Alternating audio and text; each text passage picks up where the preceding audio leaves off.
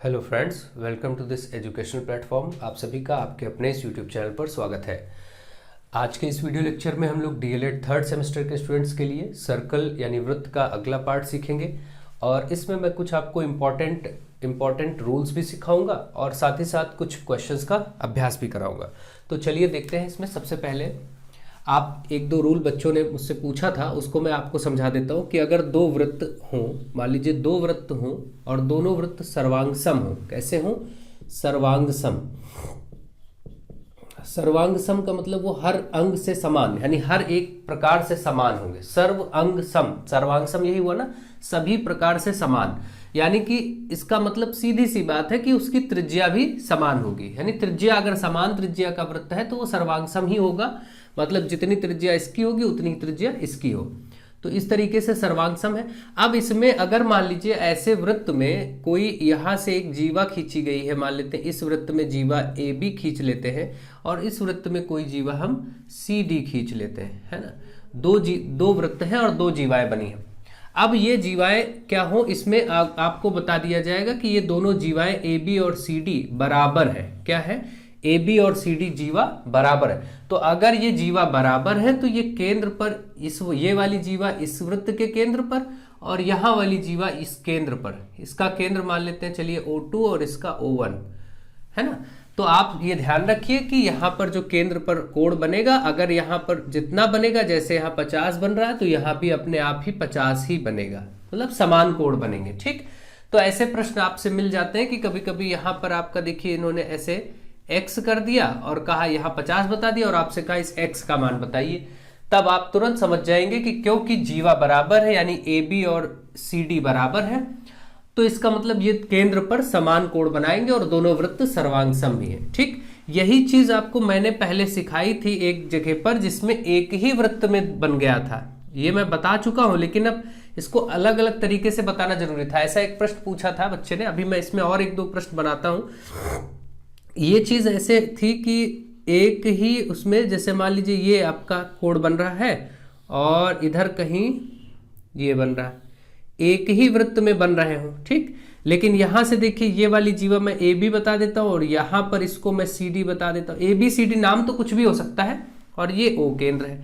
अब आपको यहां पर बता दिया जाए कि ए बी बराबर सी डी है, या दूसरे शब्दों में केवल इतना लिख दिया जाए कि दोनों जीवाएं बराबर हैं, है ना। कुछ भी जैसे वो बता दे, एक ही बात है।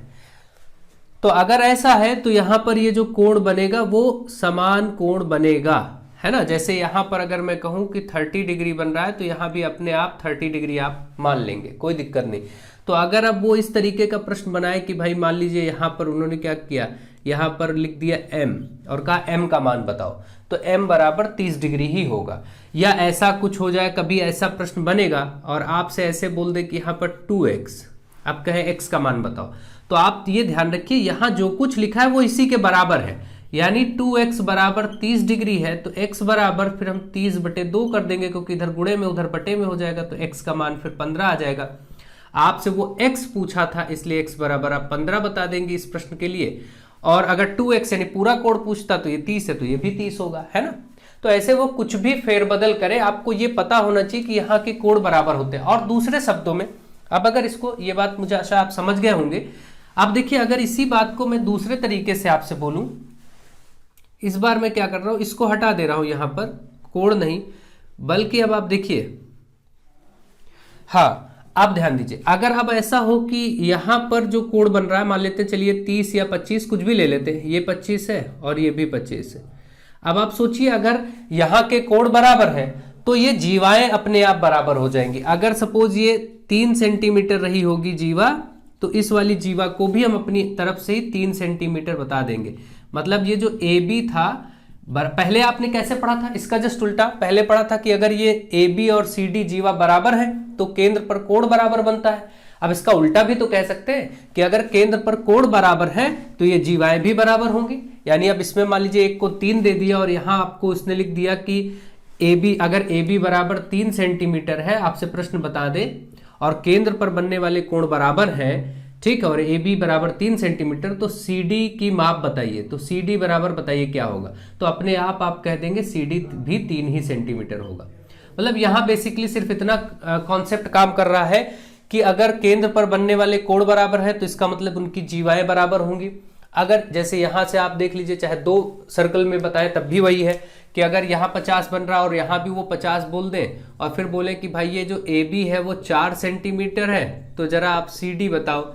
ए बी अगर 4 सेंटीमीटर है तो सी डी भी अपने आप 4 ही सेंटीमीटर हो जाएगा, इसमें कोई डाउट नहीं है। ठीक है, तो ये सब इस तरीके से आपको कॉन्सेप्ट में कोई भी चीज फेरबदल करके बताई जा सकती। तो आपको इसीलिए मैं जोर देता हूं कि आप हमेशा कॉन्सेप्ट पे वर्क करना सीखें। आप कॉन्सेप्ट पे वर्क करेंगे तो बहुत अच्छा रहेगा। अब देखिए यहां से मैं आपको थोड़ा सा बदलाव करके, यही जो वृत्त थे सर्वांगसम वृत्त है, यानी इनकी त्रिज्याएं बराबर हैं।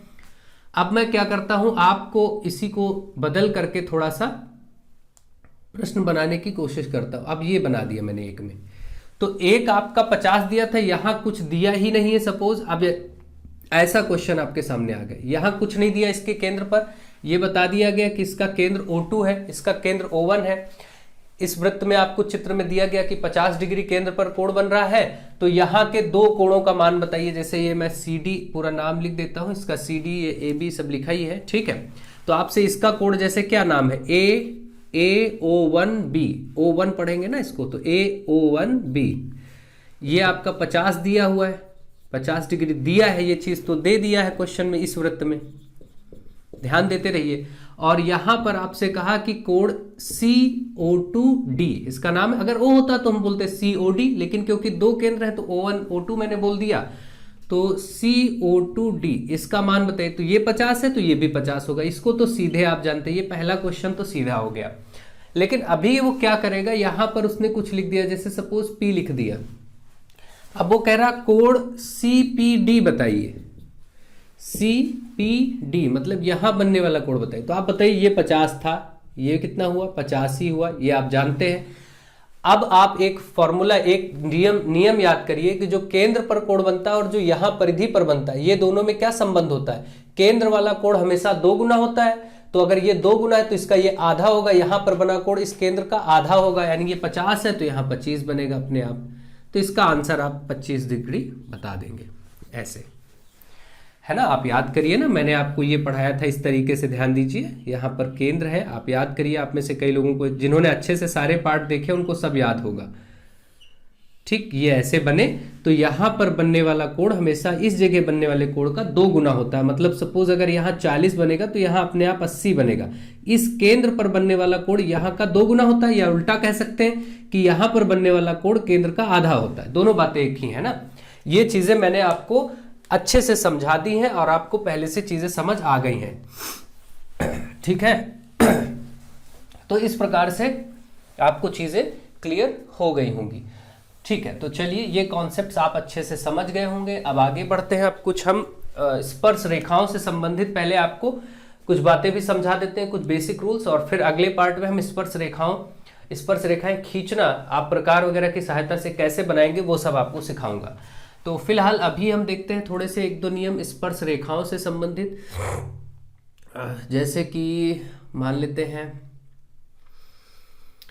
हाँ चलिए ठीक है, स्पर्श रेखा पहले होती क्या है ये समझिए। मान लेते कोई एक वृत्त है, वृत्त के किसी भी एक बिंदु से होकर गुजरने वाली रेखा क्या होगी, स्पर्श रेखा। वृत्त के एक बिंदु को स्पर्श करती हुई जाए, टच करती हुई जाए, लेकिन एक ही बिंदु पर स्पर्श करे। ये मान लीजिए इस जगह पर स्पर्श किया, बस कहीं भी वो कर सकता है, जैसे साइड में मान लेते हैं, लेकिन वो वृत्त के स्पर्श रेखा वृत्त के कितने बिंदुओं को स्पर्श करती है, तो आप उत्तर देंगे एक बिंदु को केवल।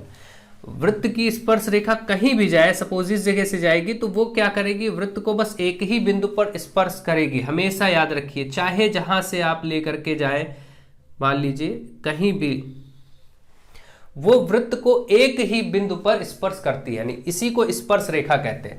मैंने इसके पहले आपको बताया था कि अगर 2 बिंदुओं को मिलाने वाला रेखाखंड वृत्त में ये जीवा कहा जाता है। अगर ऐसे कोई रेखा काटती हुई चली जाए तो इसको हम छेदक या छेदिका बोलते हैं, छेदक रेखा, या फिर छेदिका भी कहते हैं कई बुक में। ठीक है, और ये आपका जीवा था, और ये जो अब आप देख रहे हैं कि इस तरीके से जो जा रहा है यहां से टच करते हुए, ये स्पर्श रेखा है। ये क्या है, स्पर्श रेखा। ठीक है, तो ये तीनों चीजें आप समझ गए हैं। ये वाली रेखा जो है वो छेदक या छेदिका है, ठीक है, और ये जीवा है और ये स्पर्श रेखा है। ये जितनी आप देख रहे हैं ये सभी क्या है, स्पर्श रेखा, जिनको हम टेंजेंट भी कहते हैं इंग्लिश में, टेंजेंट। इस छेदक या छेदिका को सेकेंड, इस जीवा को इंग्लिश में कॉर्ड कहा जाता है। ये सारी चीजें आपको बताई गई हैं, ठीक है। तो आई थिंक अब आप इन बातों को समझ गए होंगे कि ये बेसिक रूल्स हैं क्या। इसको मैं हटा रहा हूं। ध्यान रखिए, स्पर्श रेखा सदैव किसी वृत्त के एक ही बिंदु को स्पर्श करती हुई गुजरती है, ठीक है। चलिए अब देखिए यहां से आप और क्या क्या समझ सकते हैं, इसके क्या क्या रूल्स हो सकते हैं। चलिए मैं फिर से अच्छे से बताता हूं, ठीक है। देखिए मान लेते हैं कि एक वृत्त है और ये इसका केंद्र है, O लिख लेते हैं, और इस जगह पर एक स्पर्श रेखा निकलनी है। कहीं भी जाए ये स्पर्श रेखा एक ही बिंदु को टच करती हुई जा रही है। तो इसमें क्या होगा, इसको अगर हम यहां से मिलाएंगे तो हमेशा ये कोण जो बनेगा 90 डिग्री बनेगा, याद रखिएगा। यानी केंद्र को अगर स्पर्श बिंदु से, ये तो जो जा रही स्पर्श रेखा है, ठीक है, और यहां जिस बिंदु पर स्पर्श कर रहा है ये क्या है, स्पर्श बिंदु है। केंद्र को स्पर्श बिंदु से मिलाएंगे तो 90 डिग्री कोण बनेगा, इधर भी और इधर भी, चाहे जिधर आप बताएं, ठीक। अब ये चाहे जैसा हो, मान लीजिए ऐसे जा रहा है यहां से टच करते हुए, तो भी मान लीजिए यहां कहीं सेंटर है, मिला देंगे तो ये वाला कोण हमेशा 90 डिग्री के ही बनेंगे, है ना। तो यानी स्पर्श रेखा का केंद्र के साथ, स्पर्श रेखा के स्पर्श बिंदु को अगर केंद्र से मिलाया जाए तो उसके बीच में बनने वाले जो कोण होते हैं वो 90 डिग्री होते हैं। यह बात आप ध्यान रखेंगे। अब मान लीजिए आपसे इसमें भी पाइथागोरस प्रमेय का प्रयोग हो सकता है। देखिए कैसे हो सकता है, वो ऐसे हो सकता है कि मान लीजिए हम इसको, इस बिंदु को यहां पर डिसाइड कर ले और इसको यहां से मिला दें ऐसे। तो अब आप जानते हैं कि देखिए समकोण त्रिभुज बन गया और ये अब इसका कर्ण होगा। इसको मैं कोई भी नाम कर सकता हूं, यहां पर जैसे हमने P कर लिया, इस बिंदु को हमने Q बोल दिया, तो POQ, ये जो त्रिभुज POQ आपको दिख रहा है ये एक समकोण त्रिभुज दिख रहा है। क्या है, एक समकोण त्रिभुज है। साफ साफ दिख रहा है ना, समकोण त्रिभुज इसलिए क्योंकि इसका एक कोण 90 डिग्री यानी समकोण है, समकोण त्रिभुज है। तो आप ये देख पा रहे हैं आराम से। अब आपको क्या करेगा, वो ऐसे ही कुछ दे देगा, जैसा कि मान के चलिए ये 8 दे दिया और ये बता दिया कि केंद्र से स्पर्श बिंदु की दूरी 6 सेंटीमीटर है। अब देखिए एक को 6 और एक को 8 सेंटीमीटर बता दिया गया। अब आपसे कहा गया आप इसको जरा सॉल्व करिए। तो आप इसी त्रिभुज में कर्ण स्क्वायर, तुरंत आपको पाइथागोरस प्रमेय हमने बताई थी, कर्ण स्क्वायर बराबर लंब स्क्वायर प्लस आधार स्क्वायर, इसको आप लगा देंगे और फिर आप देखिए आराम से आपका आंसर आ जाएगा। कर्ण की जगह PO है या फिर OP बोल दें, ये कर्ण है, ठीक है। ये वाला इसका कर्ण, ये OP आपसे मान लीजिए पूछ लिया गया, ठीक है। यहां से आपका मान लीजिए OP क्वेश्चन मार्क यानी पूछा गया है, बताना है आपको, तो OP बताना था। लंब की जगह देखिए 6 है, हम 6 का स्क्वायर कर देंगे और आधार की जगह 8 है तो 8 का स्क्वायर कर देंगे। अब देखिए 6 का 36 प्लस 8 का 64 और इधर OP स्क्वायर, 36 और 64 मिलके 100, इधर OP स्क्वायर। तो आप देख रहे हैं कि OP बराबर √100 या फिर इसको 10। तो आप देखिए ये चीज हो गई 10, है ना, ये आपका 10 मिल गया। तो ऐसे ही आपसे क्वेश्चन बन सकते हैं, कोई भी तीनों में आपको दिया जाएगा और आपसे पूछेगा, तो आप क्योंकि इसका आपने अभ्यास कर लिया है तो आराम से आप ऐसे प्रश्न कर सकते हैं, कोई दिक्कत नहीं है। तो देखिए इसीलिए हमेशा कॉन्सेप्ट्स पर जोर देना चाहिए। चलिए मैं इसको हटाता हूं। कॉन्सेप्ट सीखना बहुत जरूरी होता है। अब कभी वो ये भुजा और ये भुजा दे दे, इसको पूछ ले कि केंद्र से स्पर्श बिंदु की दूरी बताइए, तो आप सोचिए ये तो सर ने पढ़ाया ही नहीं। देखिए ये तो तरीका वही पाइथागोरस से ही तो लगेगा, ऐसे ही तो होगा। अब मान लीजिए कुछ भी हो, सपोज चलिए एक क्वेश्चन ले ही लेते हैं। अब मान लीजिए ये आपका स्पर्श बिंदु है और यहाँ से मैं इसको ऐसे खींचता हूँ, ये बिंदु मैं P लेकर के इसको ज्वाइन कराता हूँ और आपसे बोलता हूँ कि यहाँ पर आप O और चलिए Q, इसको आपको ज्ञात करना है इस बार, जबकि ये वाला आपका 4 सेंटीमीटर है। PQ आपका कितना है, 4 सेंटीमीटर। इस बार आपको मैंने दिया कि PQ बराबर 4 सेंटीमीटर और OP जो है, OP बराबर मैं दे देता हूं 5 सेंटीमीटर। तो आप OQ बताइए, या फिर दूसरे शब्दों में केंद्र से, केंद्र O है ना, OQ का मतलब केंद्र से स्पर्श बिंदु, केंद्र से स्पर्श बिंदु की दूरी, के मध्य दूरी, ये चाहे ऐसी भाषा वो बोले चाहे जो बोले एक ही बात है। तो आप जान रहे हैं ये 4 है और ये वाला 5 दे दिया गया है यहां से यहां तक। अब तो कोई दिक्कत नहीं, फिर वही सूत्र हम पाइथागोरस की प्रमेय लगाएंगे, कर्ण स्क्वायर बराबर लंब स्क्वायर प्लस आधार स्क्वायर, और कर्ण आपका 5 है तो यहाँ 5 रख देंगे, 5 का स्क्वायर, लंब स्क्वायर आपका OQ है, OQ स्क्वायर प्लस आधार स्क्वायर में 4 है तो यहाँ 4 रखिए। तो अब आप देख रहे हैं 5 का इधर हो जाएगा 25, ये OQ आपको ज्ञात करना है, स्क्वायर में है, 4 चौके 16, ये 16 इधर आएगा, 25 में माइनस हो जाएगा, 25 माइनस 16 इधर OQ स्क्वायर। अब आप देखिए OQ स्क्वायर बराबर 25 में 16 माइनस होगा तो 9 आएगा।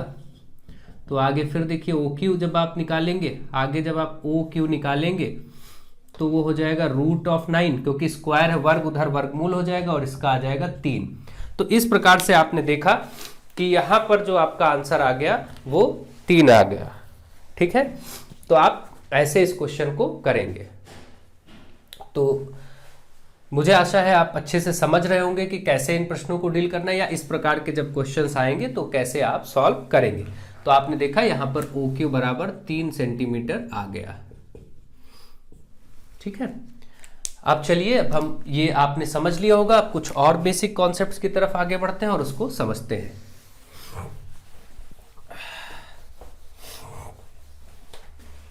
हाँ ठीक है, देखिए अब ये तो एक रूल था, आपने समझा कि स्पर्श रेखा क्या होती है, जो वृत्त को एक ही बिंदु पर स्पर्श करती हुए जाए वो स्पर्श रेखा है। अब आप देखिए जरा, स्पर्श रेखाओं के कुछ अनुप्रयोग सीखते हैं। जैसे मान लेते हैं कि कोई बाहरी बिंदु है, एक बिंदु यहाँ बाहर है, P इसको नाम दे देते हैं, P बिंदु है। इस बिंदु से हम यहाँ पर एक स्पर्श रेखा खींचेंगे और इधर भी एक स्पर्श रेखा ये कैसे खींचना, इसको भी मैं एक क्लास में सिखाऊंगा कि कैसे बनाते हैं। ये अभी के लिए 2 स्पर्श रेखाएं हैं, इनका हम नाम कर देते हैं A और B।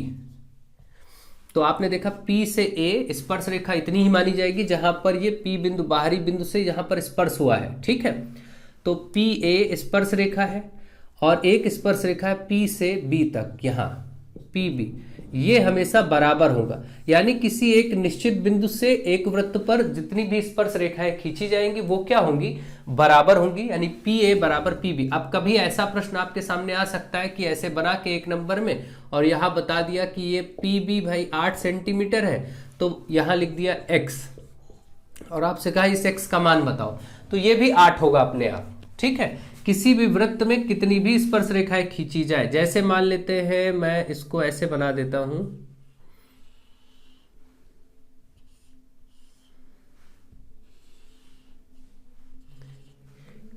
ये देखिए। अब अगर आप इसको ध्यान दीजिए तो इसको अगर हम बाहरी बिंदु A B C D, ये वर्ग या जो भी है ऐसा बोल दें, वर्ग है या आयत है जो भी आप मान लीजिए, तो इस बाहरी बिंदु से अगर यहां तक देखें तो ये एक स्पर्श रेखा है, इस बाहरी बिंदु से यहां तक देखें तो ये भी एक स्पर्श रेखा, लेकिन सिर्फ इस यहां तक है ना। तो इसका मतलब ये हुआ कि ये जितना होगा उतना ही ये होगा, है ना, इसमें कोई डाउट नहीं। तो इसके अगर हम नाम लिख दें, सपोज मैं यहां पर P Q R और S ले लेता हूं, तो आप ये बोलेंगे कि AP, अब अगर मान लीजिए यहां पर उसने आपको दे दिया कि ये 4 सेंटीमीटर है या 2 सेंटीमीटर है, ये 4 होगा तो ये अपने आप 4 हो जाएगा। ठीक है, यानी यहां से आप ये लिख सकते हैं कि AP जो है वो बराबर होगा AS के, होगा या नहीं होगा, बिल्कुल। ठीक इसी प्रकार यहां से BP और BQ बराबर होगा, BP और BQ, देखिए B से P तक और B से Q तक ये बराबर होंगे। अब इसमें बाकी प्रयोग आप कर पाएंगे, आप अच्छे से बस समझ लीजिए। अब D से R और D से S ये भी बराबर होगा, क्योंकि स्पर्श रेखा बिल्कुल इसी तरीके से आप समझिए। तो आप D से R और D से S बराबर होगा, यानी DS is equal to DR, ये भी आप बोल सकते हैं। और इस C से R और C से Q, CR और CQ भी बराबर होगा। ये इतने आप तरीके अप्लाई कर सकते हैं। अब इसमें मान लीजिए यहाँ 4 दिया और इस जगह आपका x कर दिया, अब सोचिए, और यहाँ पर आपका कुछ भी 3 या 4 या 5 लिख दिया। अब आप सोचिए, ये DR 5 है तो ये DS भी 5 ही होगा, ये 5 है तो x बराबर ये भी आप 5 ही लेंगे। तो इस तरीके से आप अपने आप ही सोच सकते हैं कि अगर यहाँ पर 3 है, ये मान लीजिए D से R तक, तो इस तरफ भी 3 ही होगा। अगर यहाँ मान लीजिए 6 है ये वाला, तो ये वाला भी 6 होगा। ऐसे आपको समझना, मतलब ये बेसिक मैंने आपको समझाया कि इस तरीके से किसी भी रूप में आपके सामने आ सकता है, ठीक है। तो आप आई थिंक आप अच्छे से इसको समझ चुके होंगे, बेहतर तरीके से आपको इसका नॉलेज हो गया होगा। तो आज मैंने आपको स्पर्श रेखाओं के तरीकों को समझाया और स्पर्श रेखाओं के नियमों को समझा दिया है। अभी मैं आपको स्पर्श रेखा में जो कुछ और बचा होगा उसको भी समझाऊंगा आगे नेक्स्ट वीडियो में। 2 क्वेश्चन आपके सामने हैं, इनको भी कर लेते हैं, ठीक है। चलिए देखते हैं और करते हैं। जैसे क्वेश्चन नंबर 1 आपके सामने है, इसमें बोला गया निम्नांकित आकृति में कोण पी क्यू आर 100 डिग्री है, जहां पर पी क्यू तथा आर केंद्र ओ वाले एक वृत्त पर स्थित है, ठीक है। पी क्यू आर वृत्त पर स्थित है, दिख रहा है।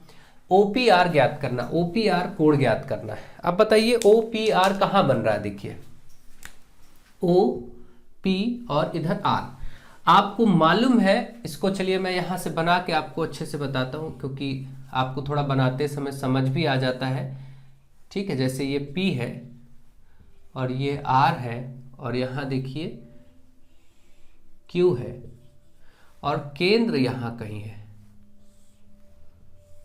ऐसा इसका O है। तो इस प्रकार से अब आप जरा सोचिए यहां पर,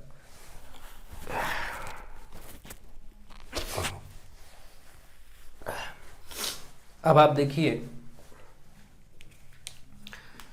यहां पर आपको इस जगह 100 बताया गया है। अच्छा ये 100 है, तो अब आप OPR यहां पर आपको बताना है, ठीक है। मान लेते हैं कि ये वाला OPR कहां बन रहा है, देखिए OP और R, O से P आइए फिर R की तरफ जाइए, तो यही वाला गैप बच रहा है ना, ये आपको बताना है, ठीक है।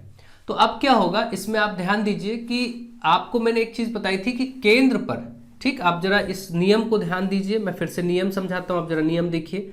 यहां मान लेते हैं केंद्र है,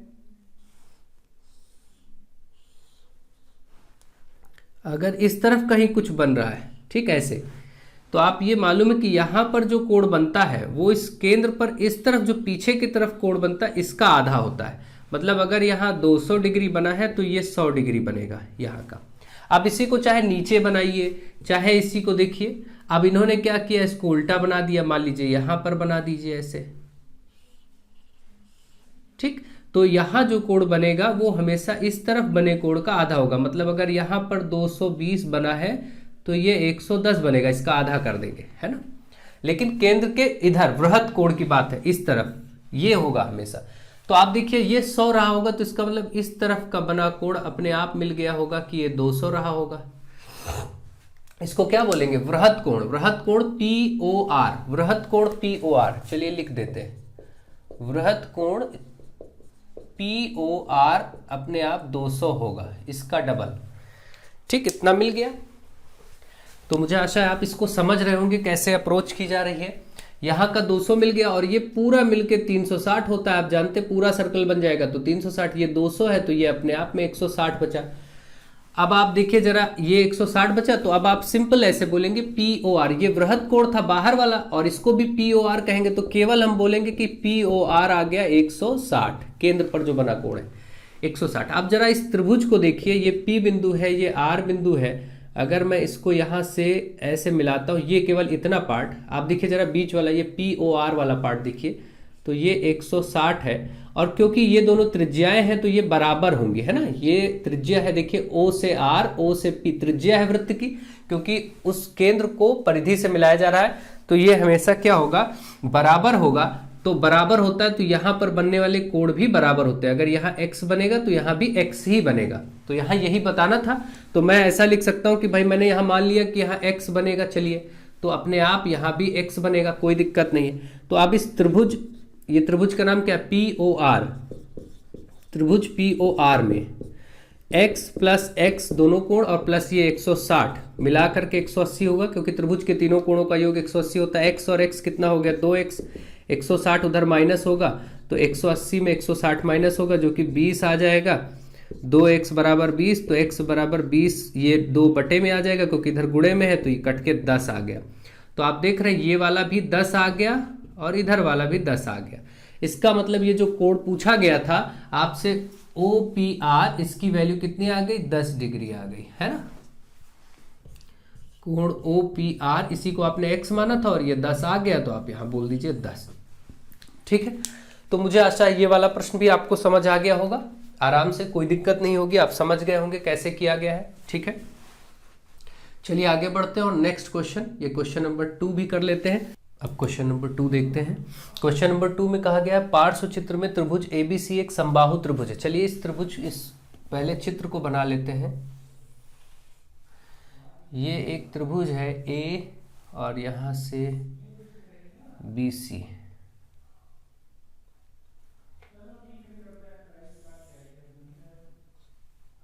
ठीक है, इसका है ये BC और ये है ABC। यहाँ से देखिए यहाँ मिलाते हैं, ये D है और यहाँ पर आपको बीच में केंद्र जैसा बना दिया गया है। इसका मतलब अंडरस्टूड है, अगर यहाँ बिंदु बना है इस रेखा पर मतलब ये केंद्र है, बोला गया हो या ना बोला गया हो ध्यान रखेंगे। ये हो गया और इसके बाद इसको यहाँ से कहीं E को यहाँ मिलाया गया है। ठीक है, ये है, ऐसा आपको एक क्वेश्चन दिया गया और बोला गया है कि इस चित्र में त्रिभुज ABC समबाहु त्रिभुज है। जो ABC बन रहा है वो समबाहु त्रिभुज है। DE वृत्त पर 2 बिंदु हैं, देखिए D और E वृत्त पर 2 बिंदु हैं। ठीक है, 2 बिंदु है BEC तथा BDC। BEC ये वाला कोण, BEC मतलब ये वाला कोण और BDC मतलब यहाँ वाला कोण आपको बताना है। भाई देखिए BDC यहाँ बन रहा है, BEC यहाँ बन रहा है, ये 2 कोण आपको बताने। ठीक बात है, चलिए स्टार्ट करते हैं। देखिए ABC, क्योंकि त्रिभुज ABC क्या है, एक समबाहु त्रिभुज है। समबाहु त्रिभुज के तीनों भुजाएं बराबर होती हैं, समबाहु त्रिभुज है और तीनों कोण भी बराबर होते हैं जो कि 60-60 होते हैं। तो मैं ये मान सकता हूँ यहाँ पर बना कोण 60 होगा, वैसे तो यहाँ भी पूरा 60 होगा और ये भी 60 होगा। ठीक है, लेकिन तीनों हम अभी नहीं लिखते, जो जो हमें जरूरत लगेगी वो हम लिखते जाते हैं। इसमें A वाला कोण और ये पूरा B वाला कोण और C वाला कोण ये 60-60 बनेगा, तो हमने इसको 60 हम आराम से लिख सकते हैं, कोई दिक्कत की बात नहीं। अब देखिए अगर हम इस वाली लाइन को यहां से मिला दें, ठीक ऐसा, तो आप देखिए केंद्र पर ये बन रहा है कोण और आपको मालूम है कि यहां पर बना कोण केंद्र पर इसका 2 गुना बनता है। ये अगर 60 है तो ये 120 बन जाएगा, इसमें कोई डाउट नहीं। ठीक है, ये चीजें आपने बहुत अच्छे से सीखी हैं। तो अगर ये 60 है तो ये 120 बन जाएगा। ठीक, हमें क्या बताना था, BDC। पहली बात तो ये वाला कोण तो पहले ही आंसर आ गया BDC का, ये और ये दोनों कोण बराबर होते। मैंने आपको एक चीज बताया था कि समान वृत्तखंड में बने कोण बराबर होते हैं। मान लीजिए ये ऐसे कोण बनेगा तो यहाँ एक ही वृत्तखंड बन रहा है, यहाँ जो बनेगा, मान लीजिए यहाँ 55 बन रहा है तो यहाँ भी 55 बनेगा, यहाँ 50 बन रहा है तो यहाँ भी 50 बनेगा, मतलब बराबर होंगे जो भी बने।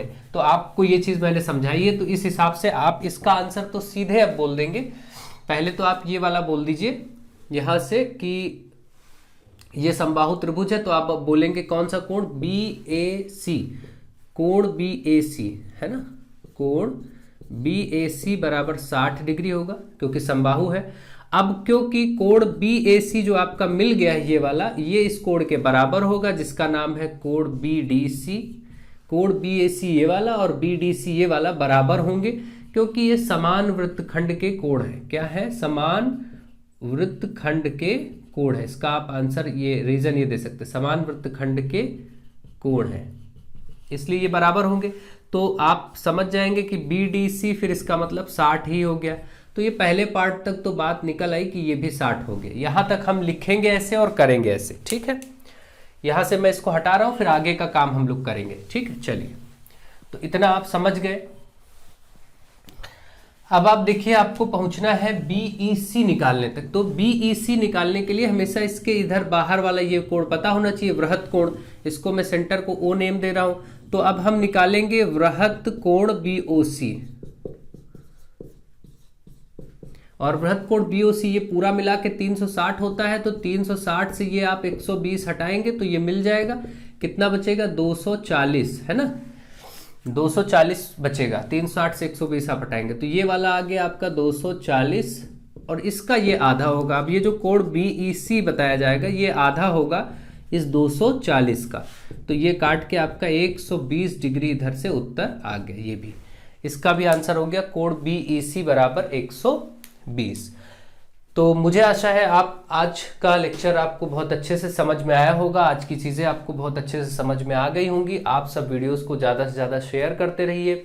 इसके बाद मैं आपको स्पर्श रेखाएं खींचना बताऊंगा, कैसे प्रकार से आप स्पर्श रेखाएं बनाएं, क्योंकि कई बार वो भी प्रश्न पूछ लिया जाता है, तो वो सब मैं सिखाऊंगा। और फिर देखते हैं 1 या 2 पार्ट में आगे के इस सर्कल को खत्म करेंगे, क्योंकि ये काफ़ी बड़ा चैप्टर है और काफ़ी ज़्यादा पूछा भी जाता है प्रश्न, इसीलिए मैं इसको बहुत डिटेल में आपको पढ़ा रहा हूँ। आप सभी को प्रॉब्लम भी ज़्यादा होती है, तो मुझे आशा है आप सब बहुत अच्छे से सीख रहे होंगे। आप सब वीडियोस को शेयर जरूर करें, ज़्यादा से ज़्यादा शेयर करें। Thank you to all of you.